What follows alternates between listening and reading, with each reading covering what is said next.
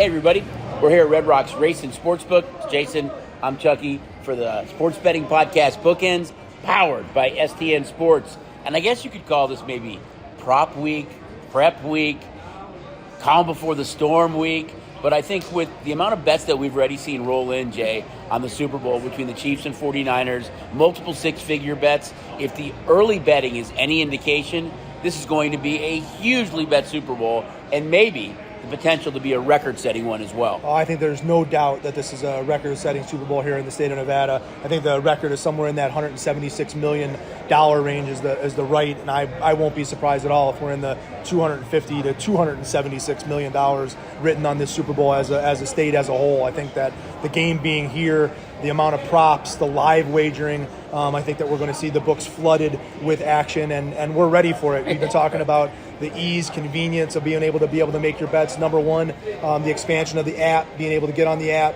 the ease of playing on the app, ease of finding your props on the app, the same game parlays on the app, the addition of kiosks to our sports books, and obviously our team members ready at the over-the-counter retail locations, ready to take your bets, and preparation of making sure that our lines are easy to get through and understand what you're doing to make your bets, to get your prop sheets. I'm really, really excited for what the next 2 weeks are going to bring. And really, you talk about the Super Bowl being here, it's just another chance for our properties and our city to put on a show, and that's exactly what we want to do at the Sportsbooks and Station Casinos, is put on a great show, have a great time, make sure that everybody's entertained on Sunday during the big game. It's such a exciting time for us too, and I think you can already tell there's this added kind of buzz, electricity, excitement in the air. And I think, again, we've seen these big bets start rolling in, basically almost 2 weeks before kickoff, which is a little bit uncharacteristic. You see some wagers come in, but usually it's that 72 hours up until kickoff. But I can just tell that the atmosphere just seems so much different. And you're right.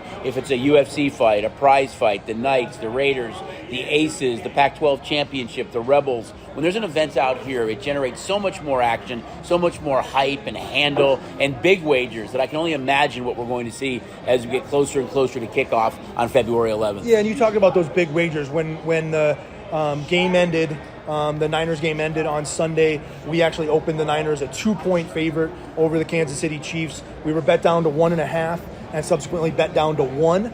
We took a big wager on the Niners laying the 1 and went back to 1.5, and another big wager on the 49ers laying 1.5, and has us at our current number of 2 today.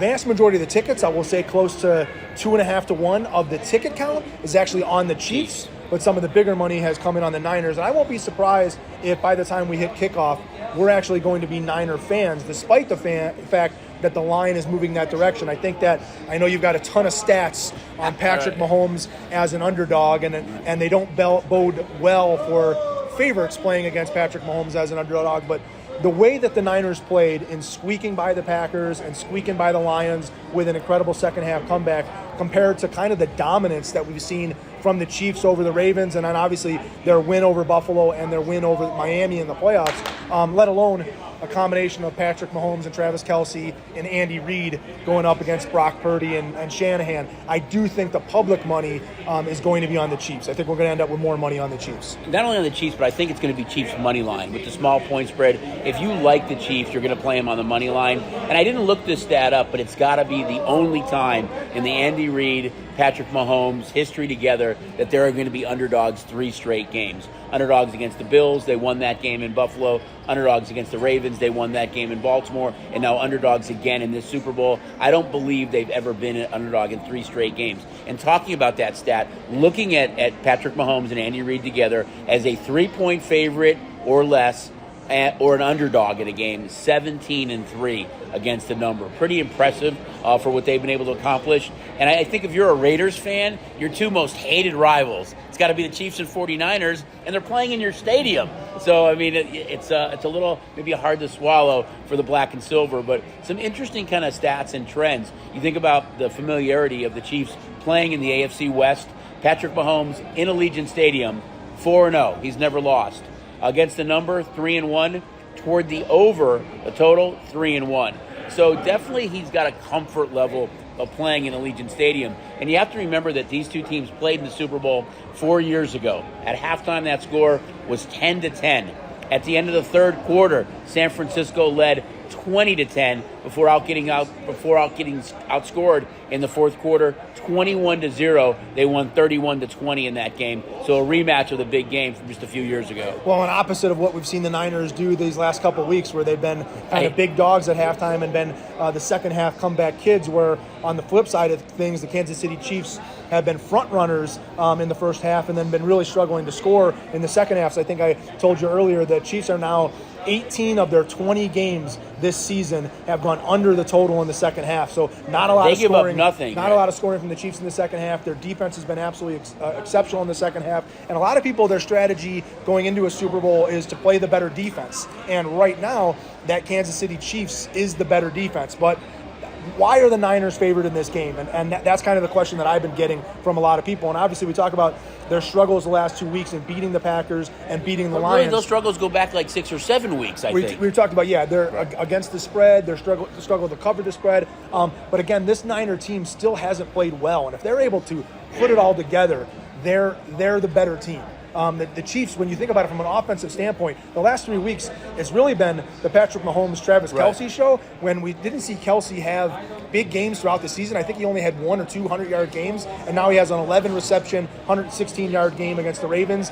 He had 5 receptions for 75 against the Bills, and I think he had 7 for 71 Rice against and the Pacheco, Dolphins. though, too, have really stepped up. Rice had the 8 receptions. He's been a lot. And Pacheco, big point, had 24 carries for them against the Ravens. Has been an absolute monster. In the Lions having success against that Niner team, those guys combined for 27 carries. So despite the fact that it's the Super Bowl and you know the Chiefs want to put that Super Bowl ring on the arm of Patrick Mahomes, right, I would expect that we're going to see Pacheco be a big healthy part of this offense. And so when you start to look at those things, you start to ask yourself, what are the props that are out there that are potentially on Rice and Kelce? Because if the Chiefs are going to have success, those are the 2 guys that are going to do it. And then on the ground, it's going to be Pacheco. So when you start to look at those props, those are already out there. We've got the rushing yards, the receiving yards, the receptions.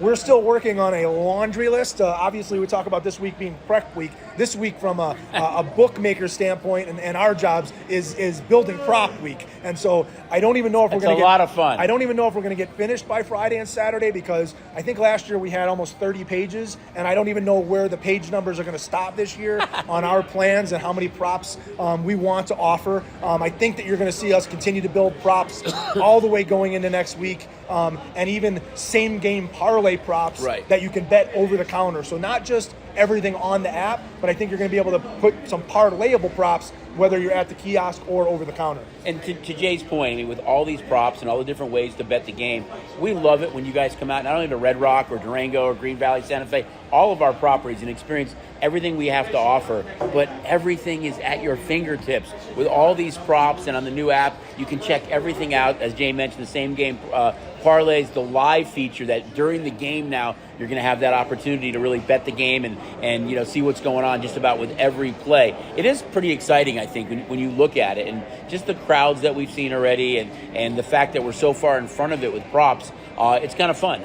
I think you touched on it with Pacheco, and you look at the Niners, they really struggled against Aaron Jones. They really struggled against Montgomery and Gibbs for Detroit. So I think Kansas City, and Andy Reid is so good at this, is really kind of exploiting the team's weakness. And for whatever reason, that vaunted Niners defense has not looked great in the postseason so far. So let's see how creative he can become with that. Yeah, Aaron Jones and the Packers were able to run the ball. We saw the Lions able to run the ball last week. It's going to come down to key turnovers. That's what's gotten the Niners back in these games, is some missed field goals on the other side or a key turnover. And we'll see what comes down next Sunday. We'll get a stat, because another stat that I want to throw out there, Andy Reid has an incredible record when he's got this off the bye week or the 2 weeks of preparation. So we'll find out that stat for you. But one of the other big things for me is just a lot of first-time bettors that come out to bet the big game. Obviously, we're going to have a lot of maybe new type of bettors that are following a Swiftie, and they want to be involved in the betting in the game. Speaking my language, buddy. But there's so much fun stuff that's going on. But again,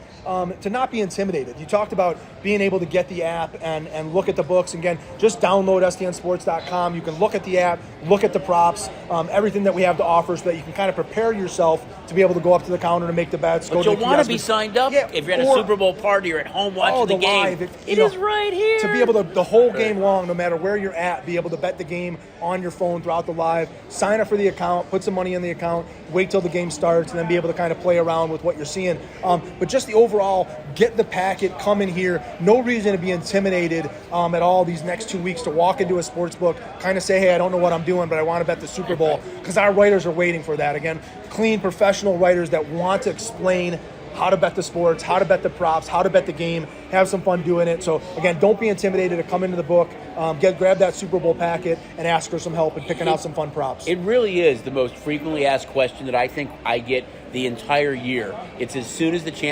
second championship game ends, is when are your prop packets going to be ready?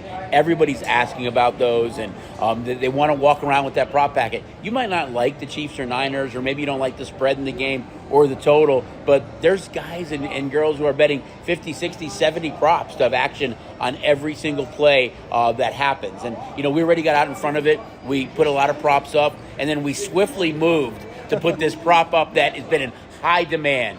Tight end, pop star.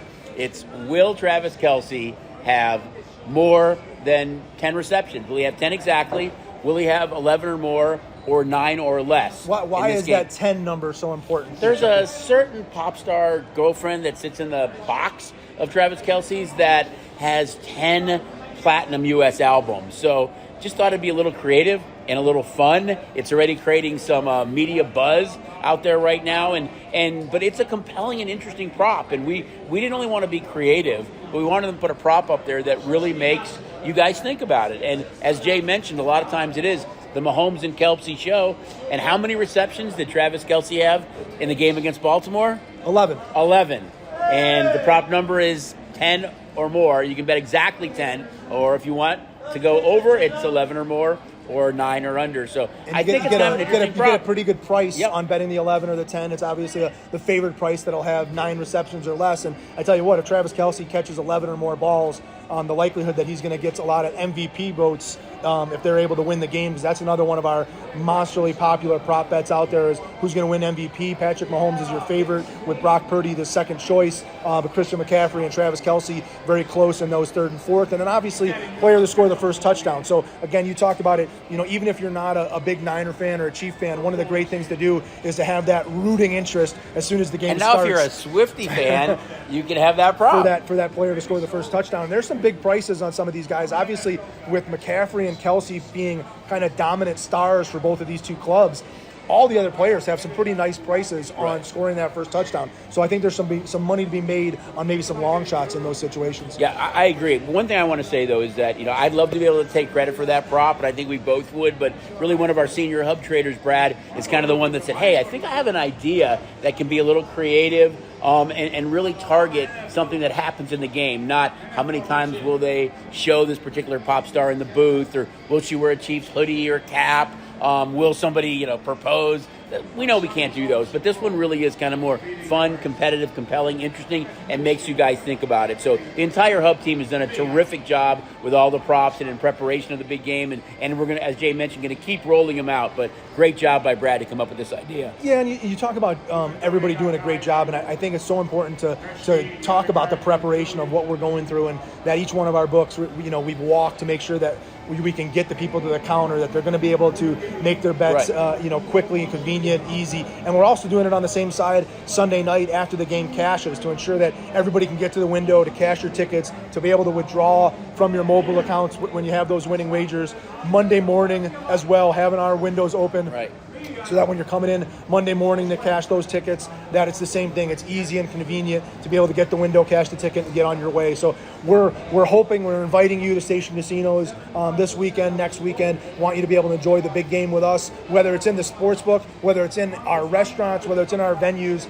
We're prepared kind of everywhere to put on a show, from a food and beverage standpoint, from a cocktail standpoint, and obviously from a sports book standpoint. We're really anticipating an absolutely fantastic weekend. And Steven is definitely waiting for you to deposit your money in your mobile app, so if you can't get here, you're ready to roll, and it's such a fun time for us. And I think we do bookends just about every week, and this is by far the loudest I've heard the crowd behind me already. So they're ready. They are ready for kickoff that isn't that far away, just a little over a week away. So we're excited about it. I hope you guys are. And again, it's a great time to get signed up for the app. Coming out and check everything we have to offer on all of our properties. We're ready behind the scenes, but really the team out front too, as Jay mentioned, is ready to take your bets, have some fun, and really help kind of educate you, give you those prop packets, and walk you through the process. So for Jason, I'm Chucky. We're in Red Rocks Racing Sportsbook for the Sports Betting Podcast Bookend, powered by STN Sports. We will see you guys throughout the week and definitely next week with an update on all the props.